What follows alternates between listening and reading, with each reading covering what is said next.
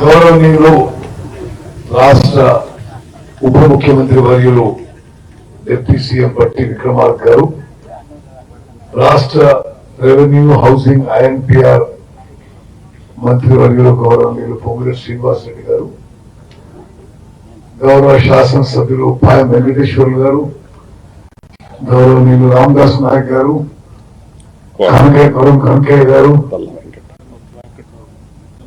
Bhadrachalam MLA Venkatarao గారు, engineering chief irrigation Ramesh Babu గారు, అదేవిధంగా కొత్తగూడెం కలెక్టర్ గారు, మరి ఎలక్ట్రిసిటీ ఎండి వరుణ్ రెడ్డి గారు, మరి ఇక్కడ విచ్చేసిన అక్కలు, చెల్లెళ్ళు, అన్నలు, తమ్ముళ్ళు, మీడియా మిత్రులు, మీ అందరికీ నమస్కారం తెలియజేస్తూ, నాకు ఈరోజు ఇక్కడ రావడం కొంత సంతోషం, సంతృప్తిగా ఉందని చెప్పి కూడా మనం చేస్తున్నాను.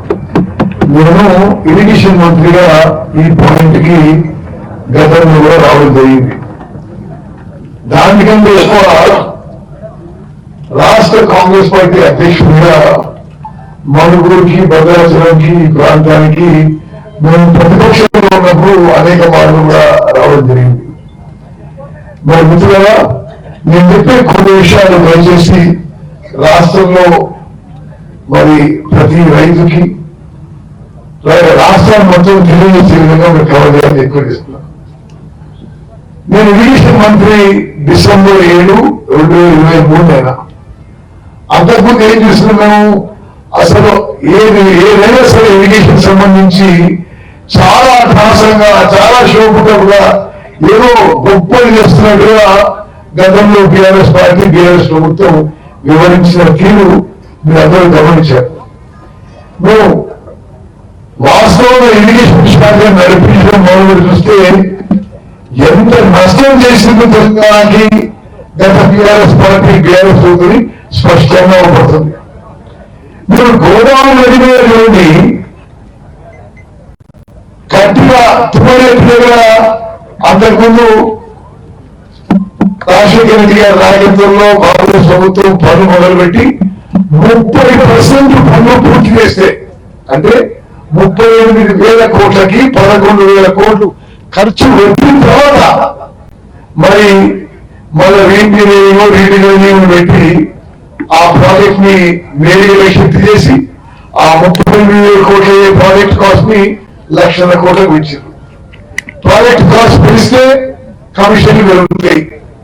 మరి ఆ ప్యాటర్న్ ఏదైతుందో తుమ్మలేటి నుంచి వేడిగా రక్షించి చేసిన ప్యాటర్న్ మరి ఇక్కడ కూడా సీతారామ ప్రాజెక్ట్ విషయంలో కూడా మరి మిత్రులు బట్టి విక్రమార్క గారు స్పష్టంగా చెప్పారు. గతంలో రాజీవ్ సాగర్, ఇందిరా సాగర్ ప్రాజెక్టు మొదలుపెట్టి ఏ విధంగా కేవలం 1,500 కోట్లతో పూర్తయ్యే పనులు పూర్తిగా వదిలేసి ఇప్పుడు 19,000 కోట్లతో సీతారామ సాగర్ ప్రాజెక్టు, 4,000 కోట్లతో సీతమ్మ సాగర్ బ్యారేజ్ వరకు చేపట్టాల్సిన అవసరం వచ్చింది.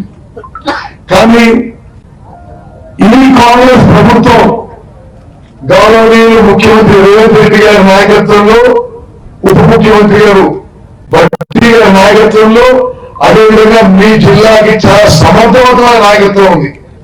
రెవెన్యూ మినిస్టర్ పొంగులేటి శ్రీనివాస్ రెడ్డి గారు, అగ్రికల్చర్ మినిస్టర్ తుమ్మల నాగేశ్వర్ గారు వాస్తవంగా రాష్ట్రాన్ని నడిపిస్తుంది మీ జిల్లానే. మరి ఈ ఇరిగేషన్ ప్రాజెక్టులు తూచా తప్పకుండా మరి పూర్తి చేస్తున్నది కూడా ఈ సందర్భంగా మనం చేస్తున్నాం.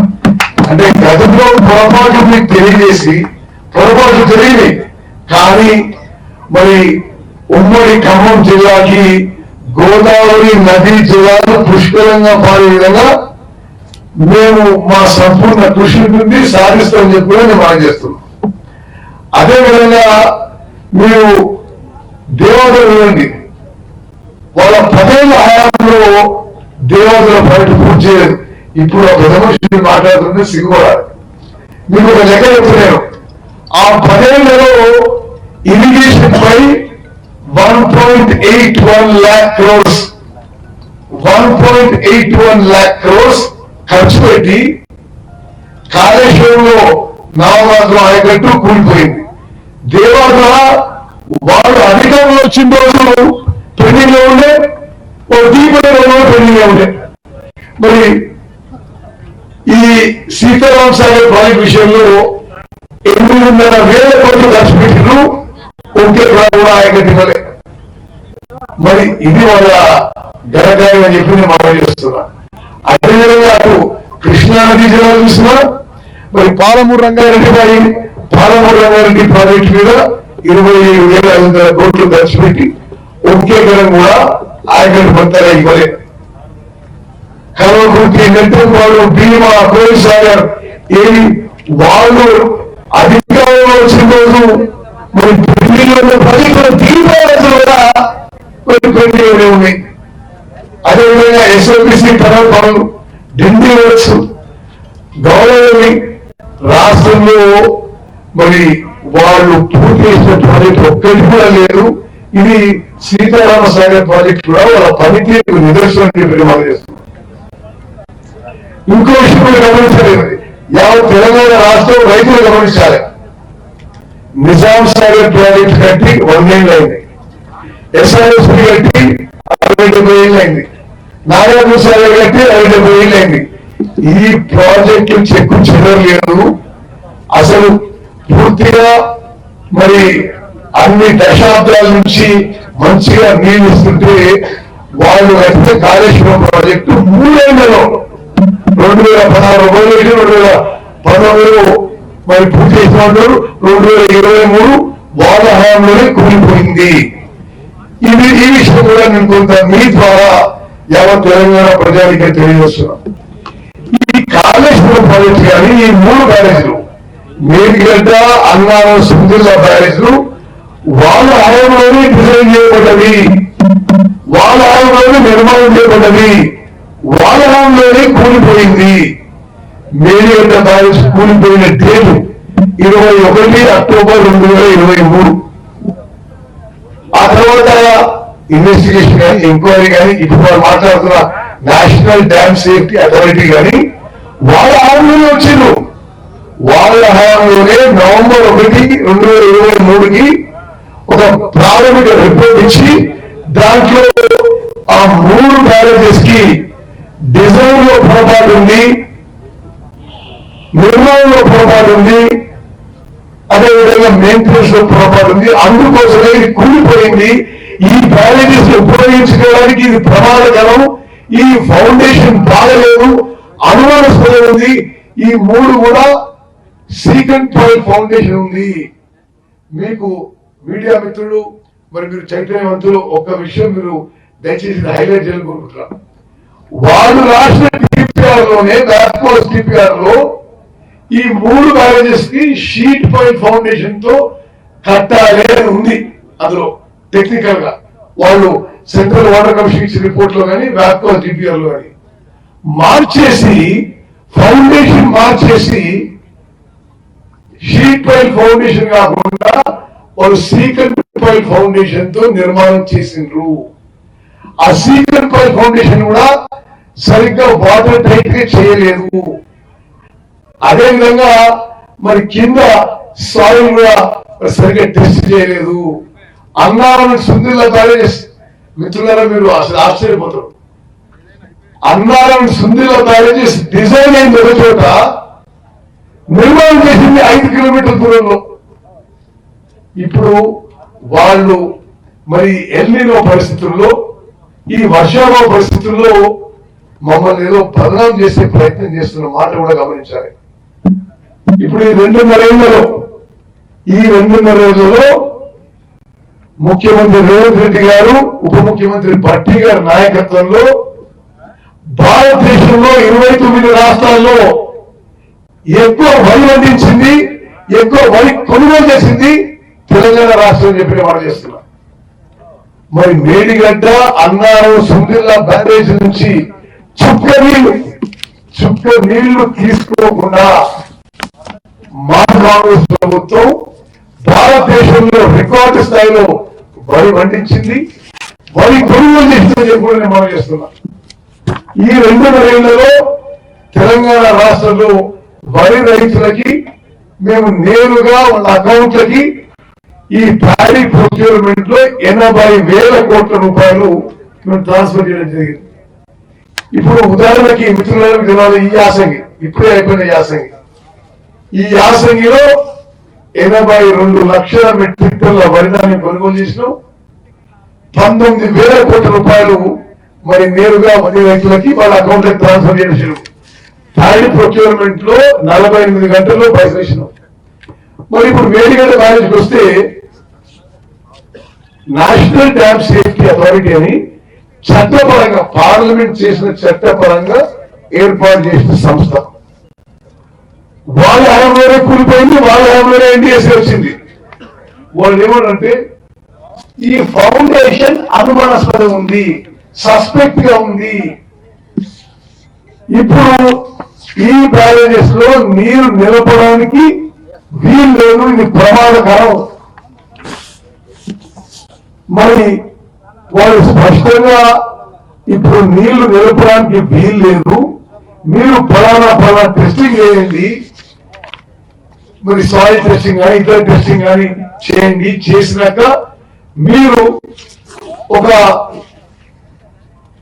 జాతీయ అంతర్జాతీయ సంస్థలతో డిజైన్ చేసి రిహాబిలిటేషన్ చేయండి అని చెప్పి నేషనల్ డ్యామ్ సేఫ్టీ అథారిటీ ఇచ్చింది.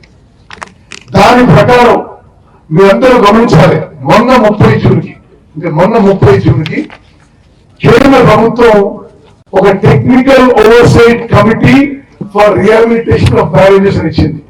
అంటే ఆ 3 బ్యారేజెస్ రిపేర్ అండ్ రిహాబిలిటేషన్ కి కేంద్ర ప్రభుత్వం నేషనల్ డ్యామ్ సేఫ్టీ అథారిటీ ప్రతినిధులు, సెంట్రల్ వాటర్ కమిషన్ ప్రతినిధులు ఇతరులతో కలిపి ఒక కమిటీ వేసి వీళ్ళ ఆధ్వర్యంలో బ్యారేజ్ రిపేర్ చేయాలి అని చెప్పారు.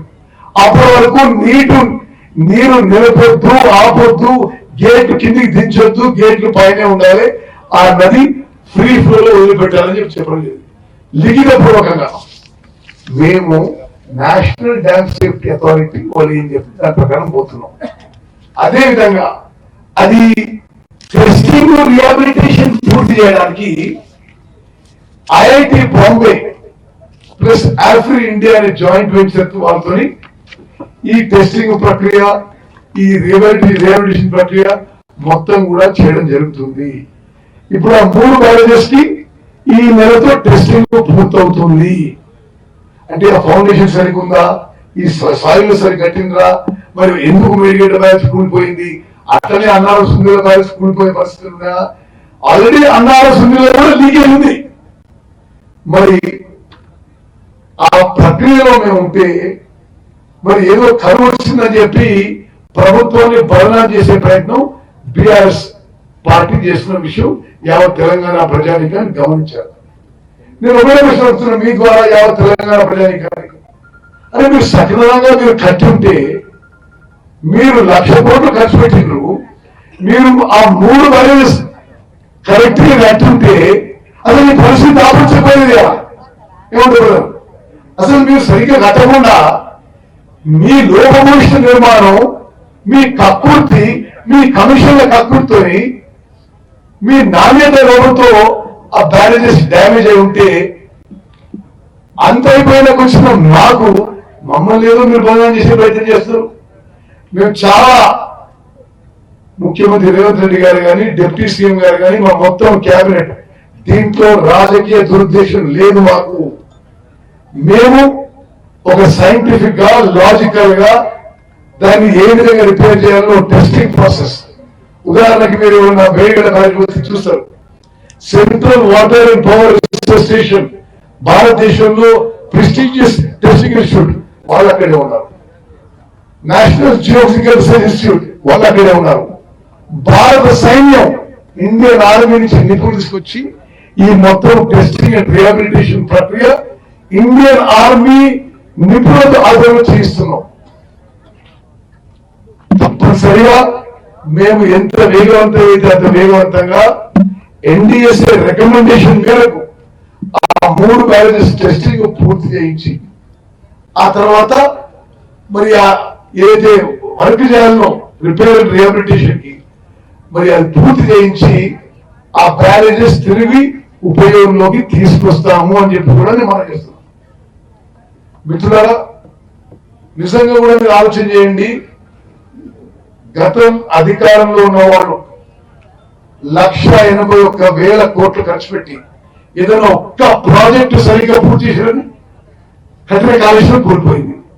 సీతారాం సాగర్ మనం చూస్తున్నాం. ఇక పాలమూరు రంగారెడ్డి నిర్వహిస్తున్నా, దేవాదుల పూర్తి చేయలేదు, గౌరవల్లి పూర్తి చేయలేదు, కల్వకుర్తి, నెట్టంపాడు, కోయిల్ సాగర్, భీమా, ఎస్ఎల్బిసి టనల్, దిండి ఒక్క ప్రాజెక్టు పూర్తి చేయలేదండి. వాళ్ళకి ఇరిగేషన్ ప్రాజెక్టులు అంటే వాళ్ళ జేబులు నింపుకోవడం తప్పితే జనానికి నీళ్ళు ఇవ్వడం కాదు. నేను ఇరిగేషన్ మంత్రి చెప్తున్నా, 10 ఏళ్లలో ఇరిగేషన్ శాఖని అస్తవ్యస్తం చేసిండు, ధ్వంసం చేసేసిండు. మేము వచ్చిన తర్వాత 1000కి పైగా ఇంజనీర్లని 1800 మంది లష్కర్లో రిక్రూట్ చేసినాం. మీరు ఇప్పుడు వచ్చినాక ఇక్కడున్న ఈఎస్ఎన్లు సార్ మొదటిసారి నాకు ప్రమోషన్ వచ్చింది, ఇప్పుడు ఈ పోస్ట్ లో ఉన్నది.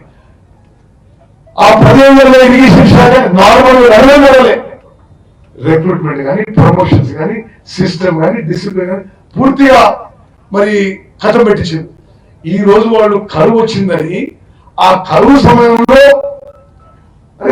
ఆ బ్యారేజెస్ విషయంలో ఆ బ్యారేజ్ విషయం మీ టైంలోనే కూలిపోయి, ఇప్పుడు మేము ఒక చట్టపరంగా, ఒక సైంటిఫిక్ గా, ఒక లాజికల్ చేస్తున్నాము.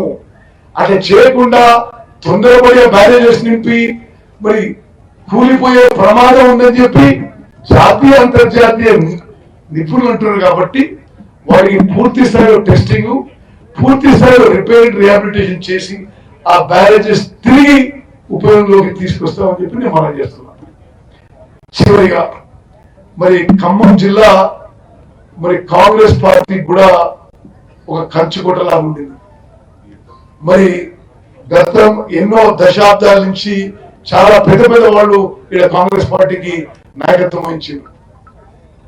ఎప్పుడు కూడా ఈ 10 సీట్లలో కాంగ్రెస్ పార్టీ 10లో 9 గెలుస్తూ వచ్చింది. గతంలో మరి జరగ వెంగళరావు గారి నుంచి, మరి సిద్ధారెడ్డి గారి నుంచి, బట్టి విక్రమార్క గారు, పొంగులేటి శ్రీనివాసరెడ్డి గారు, తుమ్మల నాగేశ్వరరావు చాలా సమర్థవంతమైన నాయకత్వం ఖమ్మం జిల్లాకి మరి కాంగ్రెస్ పార్టీ ద్వారా అందించని చెప్పి మనం చేస్తూ ఈ రోజు మనం చెప్తున్నా, ఈ రాష్ట్రాన్ని నడిపించేది ఖమ్మం జిల్లా నాయకులే, ఖమ్మం జిల్లా మంత్రులే. మరి తప్పనిసరిగా వారి సహకారంతో